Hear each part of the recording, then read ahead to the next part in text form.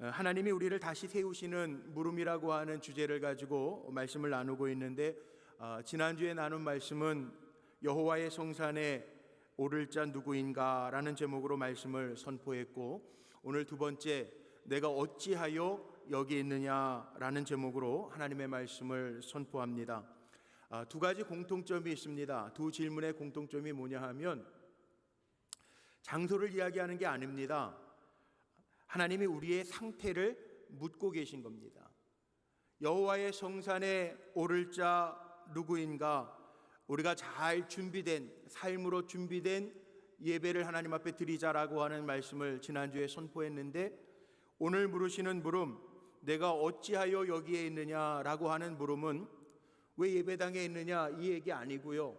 너 왜 분당에 사느냐, 판교에 사느냐, 우리가 살고 있는 장소를 물으시는 것이 아니라, 우리가 깊은 슬럼프에 빠졌을 때, 지쳐 있을 때, 영어로는 탈진, 번아웃이라고 그러죠. 탈진되었을 때, 디프레션, 우울증에 걸렸을 때 하나님이 우리에게 물으시는, 우리를 다시 세우시기 위하여 던지시는 물음입니다.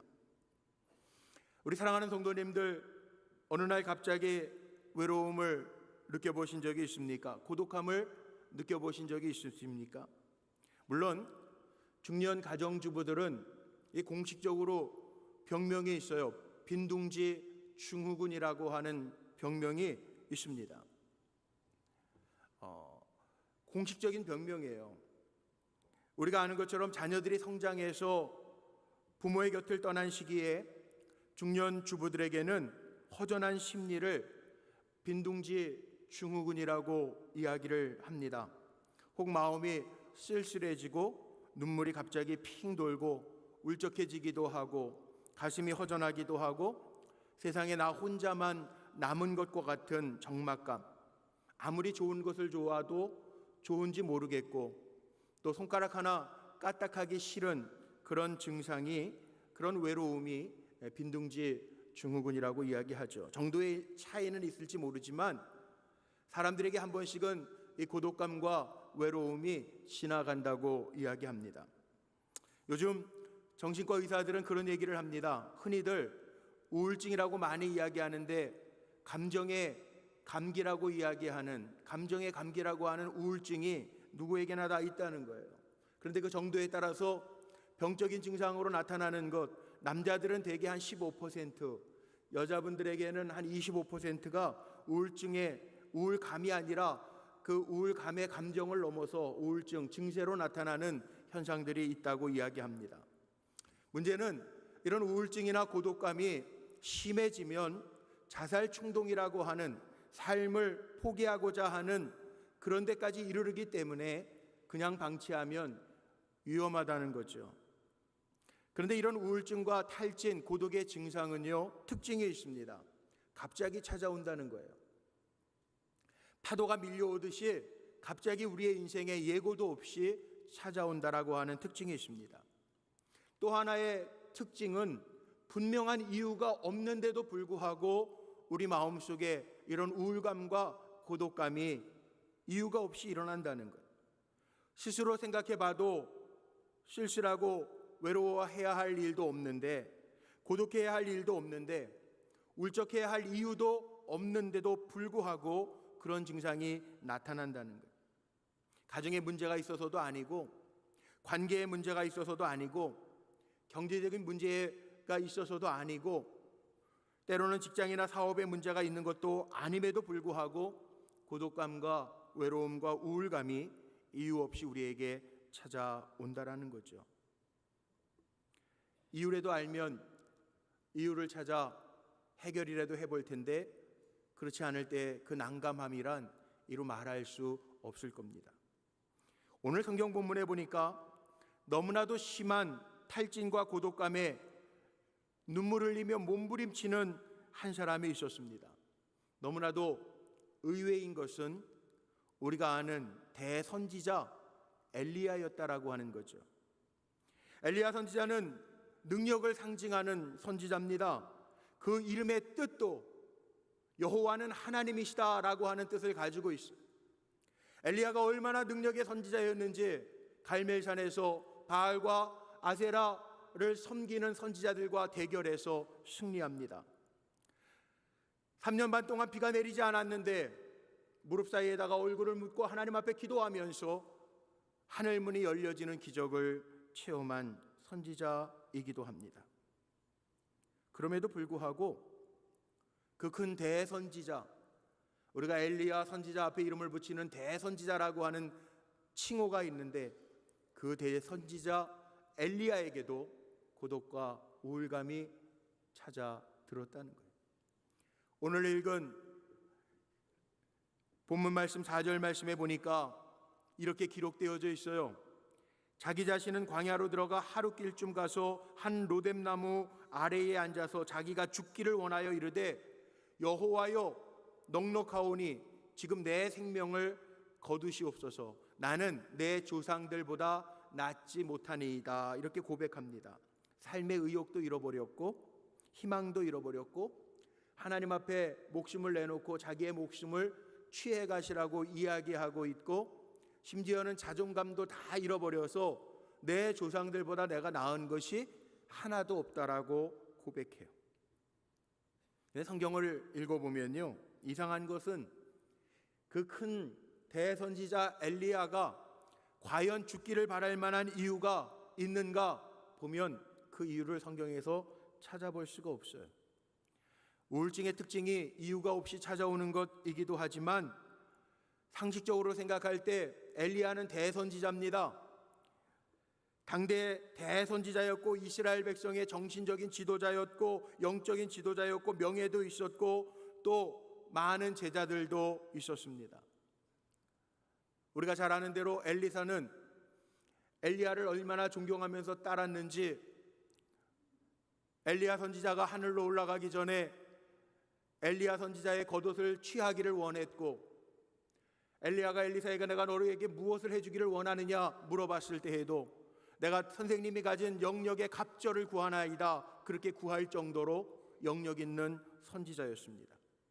인간적으로 생각해 보면 그가 당하는 외로움과 고독이 혹 사람이기 때문에 있을 수는 있지만 대선지자 엘리야이기 때문에 영적인 지도자이기 때문에 기도하는 종이기 때문에 이스라엘의 민족의 선지자였기 때문에 그 직임과 사명이 무거울 수는 있겠지만 상식적으로 생각할 때 이런 증상이 찾아오면 넉넉하게 이겨야 되는 것이 당연한 것 아닌가라는 생각을 해보는데 불구하고 이 큰 대종 엘리야에게도 고독과 우울감이라고 하는 것이 있었다는 거예요. 더군다나 열왕기상 18장의 말씀에 보면요, 갈멜산 전투에 대한 이야기가 나오잖아요. 1대1의 싸움도 아닙니다. 바알을 섬기는 선지자 450과 아세라 선지자 400명 850대 1로 싸워서 하나님이 하늘문을 여시고 불을 내리셔서 불로 재물을 다 불태워버리시는 기적을 체험한 큰 승리의 선지자임에도 불구하고 하나님을 만나고 하나님의 기적을 눈으로 보았음에도 불구하고 용기를 100배 내어서 하나님의 뜻을 이루어야 함에도 불구하고 엘리야 선지자는 지금 지쳐 하나님 앞에 죽기를 구하고 있는 모습을 볼 때 도무지 우리의 눈으로 우리의 상식으로는 이해할 수 없습니다. 그러나 우리가 하나님의 종인 엘리야를 볼 때에는 그렇게 이해할 수 없을지 모르지만 인간의 내면 세계를 들여다보면 조금은 이해 가능하다라는 거죠. 인간의 심리를 연구하는 전문가들에 의하면 인간은 누구나 할 것 없이 절망과 고독감을 느끼며 살 수밖에 없다고 이야기합니다. 엘리야가 큰 종이었지만 야고보서 5장 17절 말씀에 보면 엘리야를 소개하면서 이렇게 얘기하죠. 엘리야는 우리와 성정이 같은 사람이로되, 우리와 마음이 같다는 거예요. 우리와 같은 연약한 인간이라고 하는 말이에요. 우리와 똑같은 인간이라고 하는 말 속에는 정말 정신의학자들이 이야기하는 것처럼 우리 인간들에게도 고난과 염려와 고독과 절망과 외로움은 뗄래야 뗄 수 없는데 우리 인간에게 찾아오는 고독과 절망감과 외로움은 세 가지 이유에서 생겨진다는 겁니다. 첫 번째는 육체적인 고통으로 인해서 우리가 고독감, 외로움이 찾아온다는 것. 저는 환자들을 신방할 때가 있습니다. 전화로 환우들을 신방하면서 기도해 줄 때가 있어요. 그런데 역시 연약한 분들은 많이 마음이 닫혀 있고 다운되어 있는 모습을 종종 봅니다. 육신적으로 연약하니까 내가 이거밖에 안 되나 라고 하는 마음을 가질 때가 있습니다. 육신적으로 연약하니까 우울증이 생기는 분들도 있더라고요. 그래서 연약한 분들에게는 위로가 필요한 것 같아요. 오늘도 연약하지만 이 자리에 나오신 분들이 계시죠. 저는 오늘 그렇게 축복합니다. 오늘 이 자리가 하나님이 어루만져 주시는 은혜의 자리가 되기를 간절히 소망합니다. 연약한 이들이 치료받고 다시금 소생되어지는 로뎀나무 아래서 엘리야 선지자가 하나님의 음성을 듣고 일어났던 것처럼 오늘 이 자리에서 지쳐있는 영혼들에게, 연약한 영혼들에게 하나님의 음성을 들려주시고 치료하시고 어루만져 주시는 주님의 능력의 손길이 함께 하시기를 주님의 이름으로 축복합니다. 육신적으로 연약하면 어느 누구도 약해질 수밖에 없다는 거예요. 그래서 외롭게 느껴지고, 그래서 우리가 병문안을 좀 더 많이 가야 될 것 같아요. 우리 성도들, 제가 기도하면서 준비하는 게 있는데 병원 신방팀 같은 거 좀 잘 운영을 해가지고요. 우리 권사님들 중에 그런 분이 계세요. 암을 알아봤기 때문에 자기가 꼭 병원 신방팀에 들어가서 같이 사역하고 싶어요 하시는 분 계세요. 얼마나 귀한지 몰라요. 아파본 사람만 알아요. 얼마나 외로운지. 시간이 안 가요. 병원에 누워있으면 똑같은 24시간인데 시간이 안 간다고 하시는 분들이 있어요. 얼마나 외로운지 몰라요. 연약한 이들 잘 위로할 수 있는 믿음의 동료들이 됐으면 좋겠어요. 두 번째는요, 정신적인 고독에서 오는 외로움과 아픔들이 있다는 거예요. 큰 승리 뒤에 기쁨이 있을 것 같은데 오늘 엘리야의 모습을 보면 큰 승리 후에 며칠 지나지 않았는데 이세벨이 사신을 보내서 네가 죽인 선지자들처럼 너도 그와 같은 선지자 가운데 하나처럼 만들겠다라고 하는 경고 하나 듣고 엘리야는 우울증에 빠집니다. 고독의 늪에 들어가서 견딜 수 없는 아픔 속에서 하나님 앞에 죽기를 구하는 모습을 보게 됩니다. 사람들이 그런 얘기 하더라고요. 산을 올라가는 거, 정상을 정복하는 거 중요한데 정상을 정복한 다음에 내려올 때 더 집중하고 잘 내려와야 된다는 거예요. 최고의 경지에 이르렀다가 내려오는 그 내려옴이 더 중요하다는 거예요. 최고의 승리를 맛보고 지금 엘리야는 그 승리 후에 오는 기쁨보다는 허탈감이 저의 삶을 둘러덮고 있습니다. 영국의 문인이었던 브루크라고 하는 사람이요, 영국에서 미국으로 여행을 떠나는데 배를 타기 전에 그 부둣가에 보니까 많은 사람들이 가족들을 떠나보내면서 손을 흔들어 줍니다. 생각해 보니까 브루크 자기는요, 사람들이 알아주는 글 쓰는 문인이기는 했지만 자기를 환송해 주기 위해 나온 가족이 아무도 없는 거예요. 한 꼬마, 부둣가에 있는 한 꼬마를 불러서요, 6실링을 주면서 나를 향해서 눈을 맞춰주고 손을 흔들어 달라고 부탁을 합니다. 배에 올랐습니다. 배가 출발합니다. 6실링을 받은 어린아이가 자기에게 6실링을 준 브루크를 쳐다보면서 손을 막 흔듭니다. 그런데 그 모습을 보고 있던 브루크는요, 더 외로움이 밀려오는 거예요. 왜? 저 많은 사람 중에 내가 6실링 준 저 어린아이 하나만 돈 6실링을 받은 거로 인해서 나를 환송해 주는구나 생각하니까 더 외로움이 가득하게 밀려온다라고 하는 고백을 했어요. 우리 인생은요, 그런 거예요. 사도 바울이 얼마나 우리 인생을 잘 표현해놨는지, 우리는요, 질그릇과 같은 인생이라는 거예요. 깨지기가 쉽고 상하기 쉬운 인생이라는 거예요. 환경에 영향받고 사람에게 영향받을 수밖에 없는 것이 우리 인생이라는 거예요. 아닌 것 같아도요, 이렇게 장마철이고 날씨가 꿉꿉하고 무더우니까 우리의 삶이 다 처지잖아요. 예배당에 들어오시는 모습을 보니까 활기찬 모습보다는 지쳐가지고 들어오시더라고요. 우리 나팔부 때 찬양해 주시니까 제 눈에는 보여요. 막 영혼이 다시 소생하는 것 같은. 얼마나 오늘 귀한 찬송해 주셨는지 몰라요. 사람이 환경의 영향을 받을 수밖에 없잖아요. 그게 인생이에요. 그러나 오늘 지쳐있는 영혼들, 오늘 내가 어디에 있느냐, 어찌하여 여기에 있느냐 하나님의 음성을 듣고 이 자리에서 다시금 침체의 늪에서 벗어나 믿음으로 일어날 수 있는 우리 성도들 되시기를 주님의 이름으로 축복합니다. 세 번째, 우리 인간에게는요, 영적인 고독이 있다는. 엘리야 선지자는 기도의 사람입니다. 하나님의 음성을 듣고 움직였습니다. 성경을 보면 그 앞에 보면요, 여호와 하나님의 말씀이 임하여 이르시되, 엘리야에게 하나님 말씀하셨어요. 야, 그랄 시냇가로 가라 말씀하셔서 하나님의 말씀을 따라가서 거기에서 하나님이 까마귀를 통해 먹여주시는 음식과 물을 먹습니다. 사르밧 과부에게로 가라 하나님의 말씀이 임하시니까 그 과부에게 가서도 마지막 남은 한 움큼의 가루였지만 하나님의 축복을 만들어내는 사자였습니다. 자기의 목숨이 위태롭지만 아합에게 보이라고 말씀하셨을 때 하나님의 말씀에 순종하며 나아갔던 엘리야 선지자입니다. 그런데요, 오늘 말씀 속에 보면 엘리야 선지자가 큰 승리를 거두고 나서 이세벨이 보낸 사신이 위협하자 이 형편을 듣자 3절 말씀에 보니까 하나님 앞에 묻지 않고요, 그가 이 형편을 보고 일어나 상황과 형편만 보고 일어나서 도망하는 거예요. 그 앞에 나오는 엘리야의 모습과는 조금 다릅니다.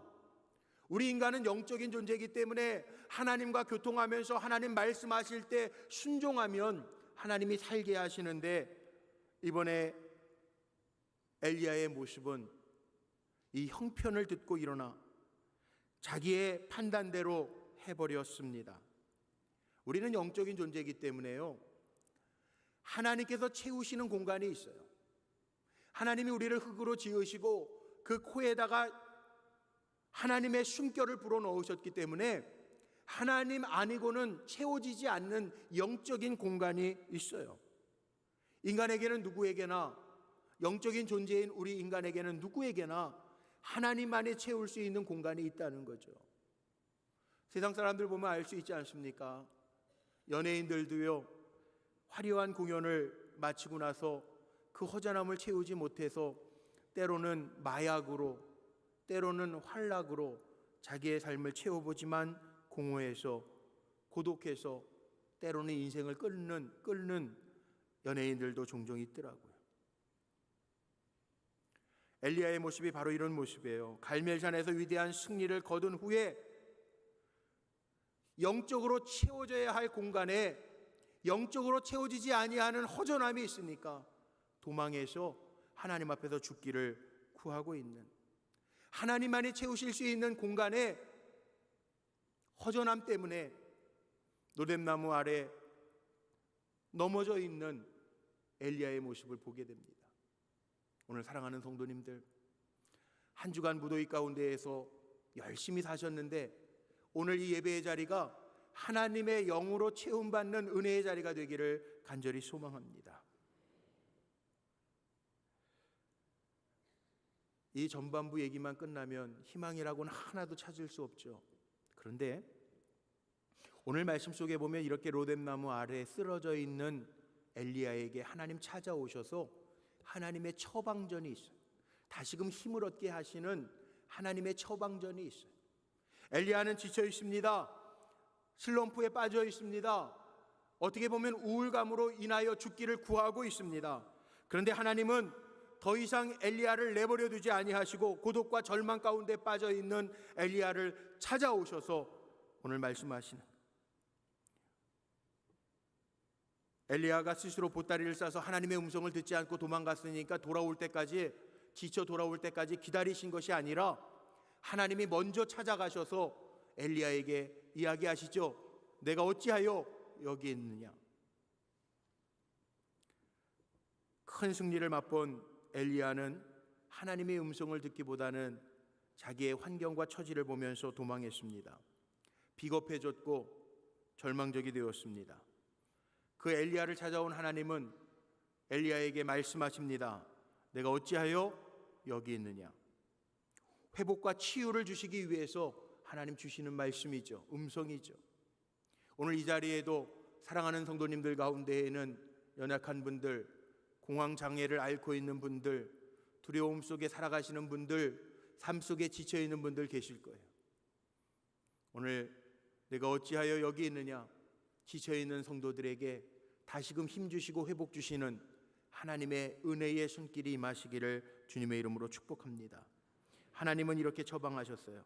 5절과 6절 말씀에 보니까 로뎀나무 아래에 누워 자빠져 있는 엘리야에게 천사를 통해서 어루만져 주시고 그 머리맡에 숯불로 구운 떡과 물 한 병을 갖다 놓으시고 만져주시고 먹여주시고 쉼을 주셨습니다.